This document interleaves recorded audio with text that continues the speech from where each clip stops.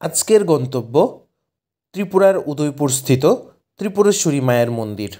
চাকুরির জন্য পরীক্ষার প্রস্তুতি এবং বিভিন্ন চাকরির নোটিফিকেশনের সাথে সাথে আমরা আজকে ছোট্ট একটি সময় বের করে আমি এবং আমার বন্ধু দুজন মিলে মায়ের বাড়ি যাওয়ার উদ্দেশ্যে রওনা দিয়েছি এবং আমরা আমাদের যাত্রা শুরু করেছি আগরতলা রেল স্টেশন থেকে দুপুর 1:40-এ। আমরা চেষ্টা করেছি যথাসম্ভব সময়ে আগরতলা স্টেশনে এসে টিকিট কেটে আমরা যাওয়ার জন্যে, এবং আমরা সেই টিকিটও কেটে নিয়েছি এবং রেলের সিটে বসে আমরা আমাদের যাত্রা শুরু করে দিয়েছি এবং আমরা ধীরে ধীরে পৌঁছে গেছি শেখরকুট রেলওয়ে স্টেশন। তারপর আমরা পৌঁছব বিশালগড় রেলওয়ে স্টেশন, তারপর নেক্সট হচ্ছে বিশ্রামগঞ্জ এবং তারপর থাকছে কিন্তু উদয়পুর রেলওয়ে স্টেশন, এবং সেখান থেকে আমরা গাড়ি ভাড়া করে আমরা পৌঁছে যাব উদয়পুর মাদার বাড়ি। আমরা অনেক দিন ধরে যাওয়ার পরিকল্পনায় ছিলাম এবং চেষ্টা করছিলাম কাজের ফাঁকে একদিন মাকে দর্শন দিয়ে আসি, কিন্তু কোনোভাবেই হয়ে উঠছিল না। কিন্তু আজ মার হঠাৎ ডাকে আমরা বের হয়ে পেরেছি মাকে দেখার জন্য। আপনারা কিন্তু উদয়পুর মার বাড়িতে বিভিন্নভাবে যেতে পারেন। প্রথম হচ্ছে রেলের মাধ্যমে, আপনারা রেল দিয়েও যেতে পারেন। তারপর আপনাদের যদি কোনো প্রাইভেট ভেহিকেল থাকে, কার বা বাইক, আপনারা সেভাবেও যেতে পারেন, অথবা আপনারা বাসে করেও কিন্তু আপনারা সেখানে যেতে পারেন।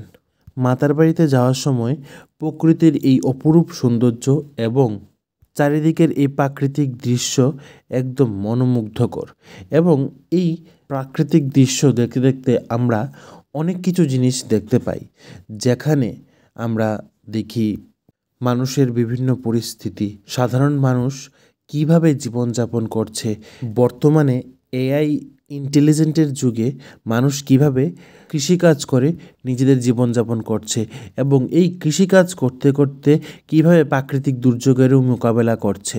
একটা কথা ঠিক, যদি এআই আর্টিফিশিয়াল ইন্টেলিজেন্স যদি এসে যায় তাহলে কিন্তু প্রযুক্তিগত দিক দিয়ে অনেকটাই উন্নত হবে, কিন্তু ম্যান পাওয়ার অথবা মানুষের সংখ্যা বা কর্মচারীর সংখ্যা কিন্তু কমে যাবে, শ্রমিকের সংখ্যা কিন্তু কমে যাবে। সেখানে কিন্তু বিরাট সম্মুখীন হতে পারে সাধারণ মানুষের। আমরা কথা বলতে বলতে পৌঁছে গেছি উদয়পুর স্টেশনে। সেখান থেকে আমরা অটো ভাড়া করে পৌঁছে গেছি মাতার বাড়িতে, ত্রিপুরেশ্বরী মায়ের মন্দিরে।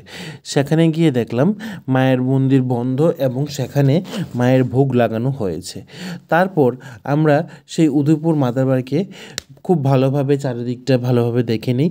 তারপর আমরা মায়ের ভোগ নিয়ে পৌঁছে গেছি মায়ের দরবারে, এবং তখনই 3:10 মায়ের দরজা খোলার পর আমরা মায়ের দর্শন নেই, এবং তখন যেন মায়ের ভক্তবৃন্দদের ভিড় ধীরে ধীরে বাড়তেই থাকে।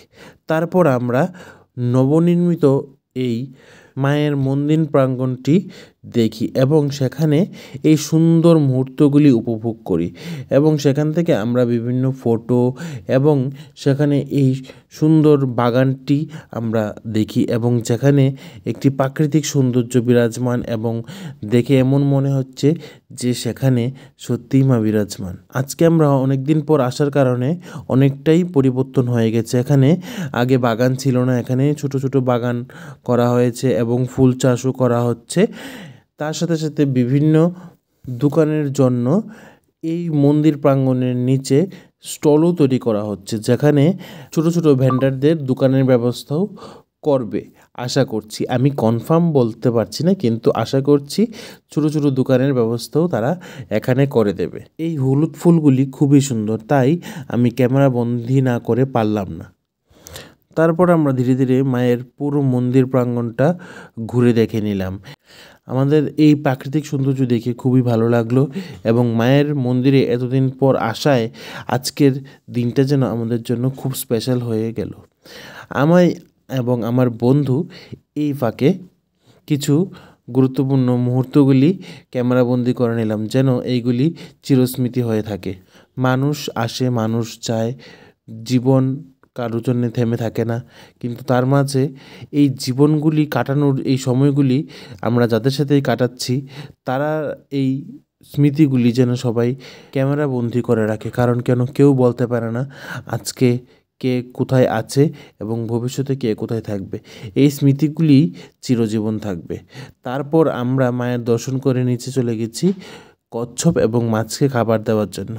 সেখানে গিয়ে আমরা দেখতে পেয়েছি অনেক পুরনো পুরনো কচ্ছপ, এবং এই কচ্ছপগুলি কিন্তু 50 বছর 100 বছর পুরনো, ঠিক আছে, এবং এগুলিকে কিন্তু মায়ের দান বলা হয়, ঠিক আছে। তারপর আমরা এই মন্দির চত্বর এবং এই লেক চক্করটাকে কিন্তু আমরা ভালোভাবে দেখে নিয়েছি। দেখার পর আমরা চলে এসেছি উদয়পুর স্টেশনে, এবং এখান থেকে আমরা এখন রওনা দেব আগরতলার উদ্দেশ্যে, এবং আমাদের ট্রেন এসে পৌঁছবে 5:40। এখন যেই রেল ট্রেনটি তোমরা দেখতে পাচ্ছ, এইটা আগরতলা থেকে সাবরুমের উদ্দেশ্যে রওনা দিয়েছিল এবং এখন উদয়পুরে এসেছে, এবং কিছুক্ষণের মধ্যেই আমাদের সাবরুম থেকে আগরতলা যাত্রীবাহী ট্রেন কিন্তু চলে আসবে। তারপর আমরা সেই ট্রেনে চলে কিন্তু আমরা চলে যাব আমাদের গন্তব্যস্থলে। তাহলে আজকের ব্লগটা এতটুকুই। তোমরা কমেন্ট করে জানাবে তোমাদের কাছে কেমন লেগেছে।